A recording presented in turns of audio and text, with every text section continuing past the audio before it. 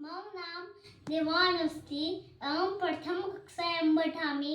मम विद्यालयस्य नाम डायनेस्टी मॉडर्न गुरुकुल अकादमी छिन्गी फार्म खटीमा अस्ति। मम जनपदस्य नाम बुधन सिंह नगरम् अस्ति। उत्तराखंड संस्कृत अकादमी द्वारा आयोजितायां प्रतियोगितायां मम प्रस्तुति अस्ति श्लोकं गानम्। अधरं मधुरं वदनं मधुरं नयनं मधुरं हसितं मधुरं हृदयं मधुरं गमनं मधुरं मधुराधिपतेरखिलं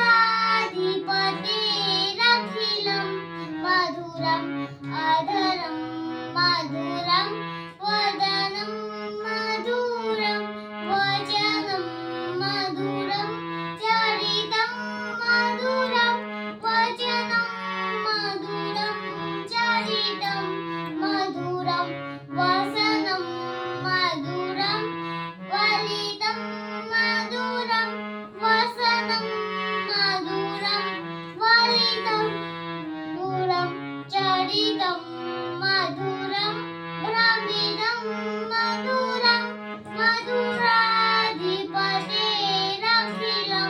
मधुरम् अधरं मधुरं वदनं मधुरं नयनं मधुरं हसितं मधुरम् अधरं मधुरं वदनं मधुरं वेणु मधुरो वेणु मधुरा वेणु मधुरो वेणु मधुरा पाणि मधुरः पादो मधुरं नेत्यं मधुरं सौख्यं मधुरं मधुराधिपतेरखिलं मधुरं नेत्यं मधुरं सौख्यं मधुरं मधुराधिपतेरखिलं